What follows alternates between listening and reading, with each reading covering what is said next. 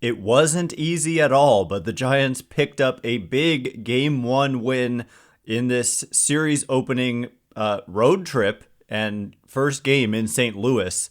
And importantly, Patrick Bailey looking like the real deal, both behind the plate and at the plate, and a couple of Giants veterans appear to be coming out of some funks.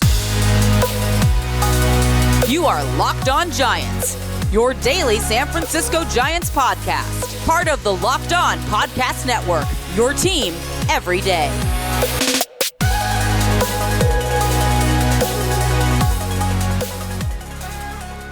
Hello and welcome to Locked On Giants, part of the Locked On Podcast Network, where it's your team every day. My name is Ben Kaspick, and on this show, we provide daily episodes Monday through Friday talking about the San Francisco Giants in a way that's data-driven and rational, but also simple, passionate, and accessible to all. I'm a former contributor for the baseball statistics and analysis websites Beyond the Box Score and Rotographs.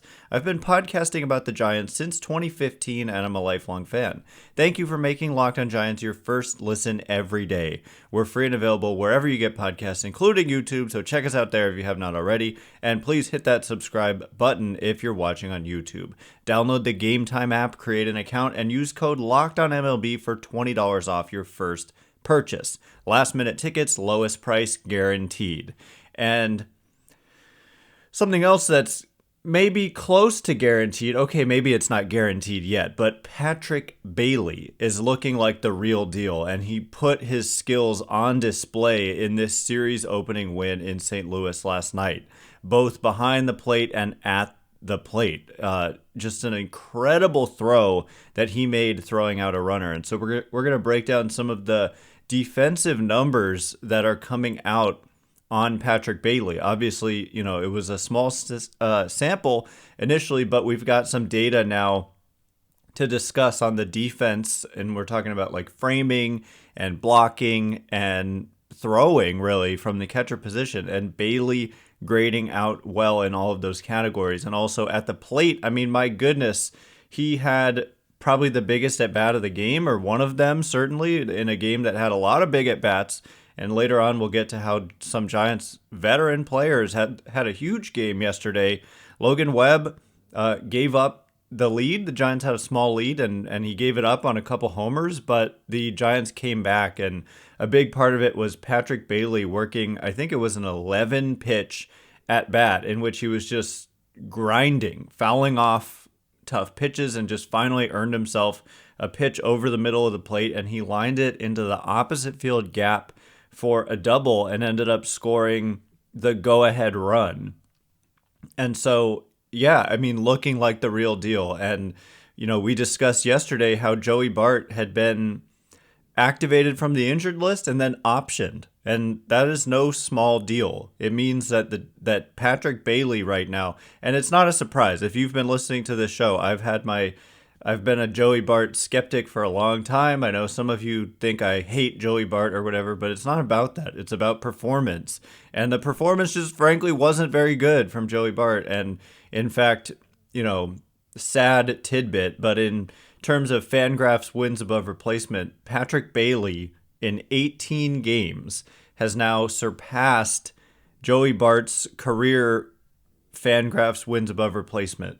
Career 158 games for Bart, 0.9 Fangraphs wins above replacement, 18 games for Bailey, 1 Fangraph win above replacement. And so WAR is a number that can go down, like if you struggle. So it's not to say that he's surpassed him and will never look back.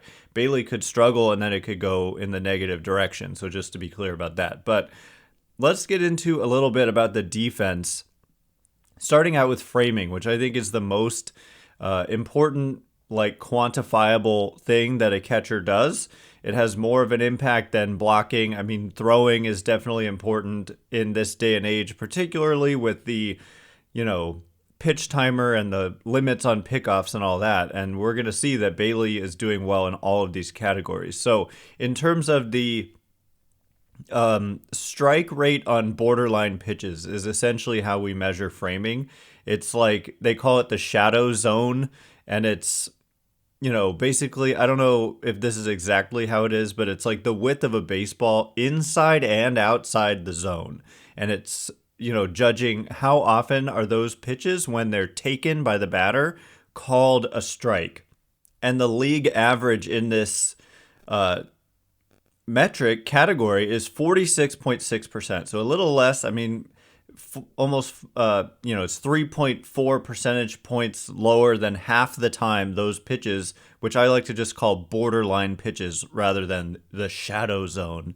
But little less than half the time are borderline pitches called strikes, whether they're inside or outside the zone. And for Bailey, he's getting called strikes on so far 50% of the pitches, like exactly 50, well, at least rounded to 1 decimal point. 50%, so 3.7 or 3.4 percentage points above the league average. And that actually ranks him 9th in Major League Baseball out of 61 catchers who qualify. And I don't know exactly how they determine who qualifies, but Bailey has caught 484 pitches in the, shadow zone, the 484 borderline pitches, and he's gotten strike calls on 50% of them, and it's just well above the major league average. And so moving on to another category that is really important is something called pop time. And, it's a little bit of a strange name, but basically all it means is just the time from the moment the ball hits the catcher's glove, the pop of the catcher's glove, to the time, I used to think it was the time that it hit the glove at second base when they're on a steal attempt, right? Like, so yeah, like when you're throwing down to second, but it's not actually the time it hits the second baseman's glove. It's the time that it gets to that area. I'm trying to reaches the fielder's projected receiving point at the center of the base. That's what it says. But anyway, Patrick Bailey there's only one player really who has a better pop time, and that's JT Realmuto, who's just consistently the best at this. But maybe by a fraction, Sean Murphy and Garrett Stubbs are ahead of Patrick Bailey. But Patrick Bailey's at 1.88 seconds for his average pop time, and the league average is 2.00 seconds. And so, it doesn't sound like much. We're talking about just over a tenth of a second, but it makes a big difference, and it puts him 4th. He's tied. Realmuto's at 1.82 seconds, and then 3 players are tied at 1.88, but I assume if we add some more decimal places, that's why Bailey is listed as 3rd among all 3 players who are listed at 1.88. But, 4th best out of, again, about 63 catchers who qualify for this right now. And so he's a well above average framer so far. He's been a well above average thrower in terms of pop time, which is both a combination of arm strength and exchange time for a catcher, right? It's how quick do you release the ball from the time you catch it to the time you get rid of it, and then how strong is your arm. And, he does well in both. He doesn't have the strongest arm. The exchange time is, I think, more impressive, but it's a good combination of both. He's 9th in exchange time at 0.62 seconds, with the slowest being actually Blake Sabol as I scroll down at 0.81 seconds. And the arm strength for Patrick Bailey is coming in at 20th at 83.2 miles an hour on average. And I think Blake Sabol probably does decently well in this category.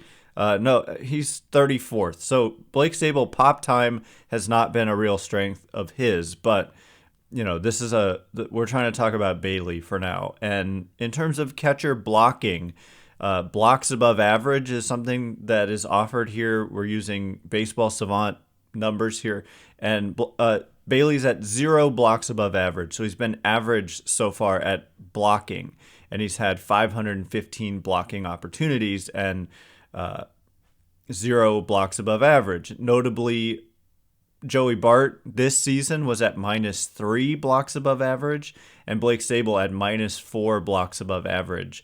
And they both had about 300 to 400 more opportunities, and that matters. This is one of those things where, we'd want all three of them to have the same number of opportunities to really compare. But, it's just worth noting so far, Bailey's been an average blocker and a well above average framer and thrower in terms of pop time, like the quickness. And my goodness, the throw that he made yesterday, throwing out Jordan Walker, I think it was just perfect. It was absolutely perfect. And it had to be. It was like he threw it right to the glove on the bag, like into Crawford's glove. And as Crawford catches it, he is just simply drops the glove like a couple inches right into the hand of the sliding runner, and they got him. And so unbelievable throw from Bailey, and just the overall offense has been quite good as well. He's hitting 317. He's got a 349 on base, 550 slugging. Now, a lot of that doesn't look sustainable in terms of, he's got a 436 batting average on balls in play, which is definitely not sustainable. But the kind of process numbers, like he just has quality at bats. And unfortunately, we'll talk about Schmidt a little bit later on. But for Schmidt, like there are serious red flags, and I think we've seen it all come to fruition with just kind of the wild swinging. But that's not what we've seen from Bailey. Bailey's been really good, basically half as often as Schmidt, chasing outside the zone and then making a lot of contact in the strike zone when he swings. So nice package here for Bailey. And so I'm kind of officially calling him the real deal, as it's a small sample, but he's really obviously been impressive and a huge part of the win last night. So coming up in just a minute, we're going to talk about more from this game, including just a couple of veterans having key contributions, veterans who maybe have been written off by some, including, not necessarily me, but someone who I've criticized coming around and just playing much better as of late. So we'll get into that in just a minute. But before we do, this episode is brought to you by Gametime. Buying tickets to your favorite event shouldn't have to be so darn stressful. And for me, using other websites in the past, it's always been a stressful event buying tickets to Giants games, and especially places I've never been before. If I can't get an image of the seat view and I don't know what the pricing is generally like there, I'm feeling like, am I getting the best price? What is it really going to look like from the seat? And with Gametime, all of that is solved because they've got images of seat views and the lowest price guarantee, which means you'll always get the best price. If you find tickets in the same section and row for less, Gametime will credit you 110% of the difference. So it's just an absolute no-brainer. You can buy those tickets with peace of mind. Snag the tickets without the stress with Gametime. Just download the Gametime app, create an account, and use code LOCKEDONMLB for $20 off your first purchase. Terms apply. Again, create an account and redeem code LOCKEDONMLB for $20 off. Download Gametime today. Last minute tickets, lowest price guaranteed. All right, here we go. We are going to discuss the drama of last night's game and how a couple of veteran players had big days and maybe, just maybe, are turning it around. And also just, my goodness, the drama, the Camilo Duvall and the bullpen and Goldschmidt and all that. Thanks again for making Locked On Giants your first listen every day. Everydayers, tomorrow on the show, we're going to be doing the same thing, breaking down another big matchup here as the Giants look to finally push past that. I mean, they're past it now. 2 games over 500, trying to beat this Cardinals team while they're down. It's a good team, on paper, and yet they're just really, really struggling. And so, Alex Cobb, has a good chance against Jack Flaherty, I would say. And so hopefully more of the same good vibes tomorrow. And by the way, the Giants play the Cardinals tonight at 4:45 Pacific, and you can catch every pitch of the Giants' hometown broadcast on SiriusXM with the SXM app. Search Giants. And so these veterans who had a key part in last night's win were specifically, I want to discuss Mitch Haniger and Brandon Crawford. So Brandon Crawford is somebody who, just not long ago, it seemed like when Casey Schmitt got called up and was performing so well, it did kind of appear that Crawford was out of the job for a little while there. And so, that was obviously a huge story.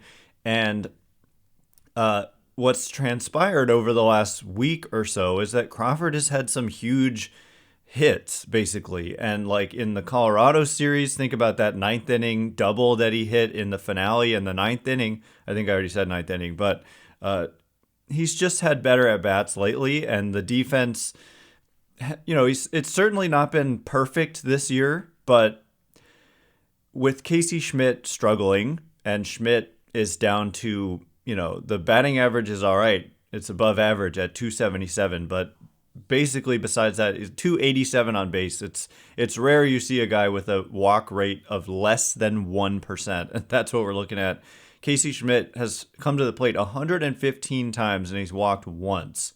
And more importantly than that, he's chasing 51% of the time. Like if a pitch is out of the strike zone, he is literally swinging at it more than half the time. And he's made a lot of contact, but lately the contact hasn't been great contact. So I'm not like, it's not like I've given up on Casey Schmitt, but his struggles have certainly opened the door back up for Brandon Crawford, who was in there last night against a left-handed starting pitcher. Casey Schmitt was also in there at third, I believe. Yeah, and J.D. Davis DHing. And so just noteworthy. And so, Crawford, his final line, I'm going to pull it up here. He went batting ninth, 2 for 4, and drove in a big run with just kind of a seeing eye single. He hit it to the left side. There was nobody there. They were shading him kind of up the middle as much as they can with the shift restrictions, but just kudos to him for kind of bouncing back, and he's been a big part of this team lately. And another guy who was criticized and kind of scrutinized has been Mitch Haniger, who even with the game he had yesterday, in which he was 2 for 5. I mean, the 2 hits were both money hits. One was, I think, a 2-out. Actually, both were 2-out hits that drove in runs, and this is a 4-3 game, and so both of those hits were enormous. And the second one was a 0-2 count with 2 outs, and he hits a ground ball up the first base line to score, I think it was the tying run in the 7th inning. And so 2 enormous moments and hits for Mitch Haniger, a guy who's, I don't know how negative people have become on Haniger or if there's generally a sense of patience, but certainly, I'm sure he's being critical on himself after 158 plate appearances. I mean, he's only played in 39 games, but overall, even with those 2 hits last night, just hitting 231, 278 on base, and 374 slugging, it's about 22% below average offense. And by the way, Brandon Crawford, too, the numbers don't look good. 202 average, 283 on base, 355 slugging. So neither of their numbers on the season look good, but lately Haniger last night was, he got hot for a minute and then he cooled off. And then last night was kind of just a grinding big game for Mitch Haniger. And so hopefully it propels him forward and he can just kind of take off because he's got a long track record. And so I just love to see those 2 players who have had their struggles this season have a big game. And when it absolutely mattered, every single run mattered because the Giants won this game 4-3. And yeah, I mean, the drama, we could talk about Tyler Rogers and Camilo Doval just in the 8th and 9th combining to make things interesting. It got dicey in the 8th, and Camilo Doval got out of it. I think it was a bases loaded situation. I think he walked a batter to create a bases loaded situation, and he got a fly out to center. And then in the 9th, he ends up, he didn't have his best command, and he didn't strike anybody out. And he gave up a hit. It was a freak hit that hit like the lip of the grass and just shot straight up in the air. It should have been a routine ground out. So things were looking a little weird there in the 9th. And then it's 1st and 2nd, 2 outs. Up comes Paul Goldschmidt with the tying run on 2nd and the winning run on 1st. And as a Giants fan, that is not a situation you like to see. But Doval threw a 100-mile-an-hour sinker in on the hands of Goldschmidt on the edge of the inside corner, and Goldschmidt got jammed and hit a ground ball right back to Doval. And he very nonchalantly, I love the nickname that I think Dave Fleming or Sean Estes, one of the two or both of them, kind of came up with on the fly the other day, Tranquilo Camilo. It's a great nickname, and that is he just like normally pitchers in that situation, they'll field the ground ball and then they'll run towards first and then underhand flip it to first. But Camilo, he didn't even move. He just stayed on the mound and just casually, nonchalantly, kind of sidearm slung it over to first base for the final out of the game. So great win for the Giants and much needed, and great signs with the struggling veterans coming through and Patrick Bailey looking like, the guy maybe that a lot of people hoped Joey Bart would be. It is a small sample. Like I said, we're talking about 18 games, but that's where we are with that. Anyway, that is all the time we have for today. Thanks again for making Locked On Giants your first listen every day. Every day is tomorrow on the show, breaking down this big Game 2. Can the Giants improve to 35-32, kind of gain some separation from that 500 mark, or are they going to keep kind of hovering around it? It's a big inflection point of the season, and the Giants currently hold on to a tie for the final wildcard spot. And so you want to be one of these teams that pulls away from the pack, like some teams have. The D-backs have. They're in first place by 4 games over the Dodgers. And so that's a whole situation we discussed yesterday as well. But every game, it feels big to me right now. And so we'll be breaking it down tomorrow. The Giants play the Cardinals tonight at 4:45 Pacific. Alex Cobb on the mound gives the Giants a good chance to win. And you can catch every pitch of the Giants' hometown broadcast with SiriusXM on the SXM app. Search Giants. Once again, my name is Ben Kaspick. Check me out on Twitter at Ben Kaspick, Kaspick. If you like this show, please consider rating it or leaving a review. It helps me out a lot. So thank you in advance, and thanks to everyone who's done so already. I cannot wait to be with you again tomorrow. Thanks again for listening. You are now Locked On Giants.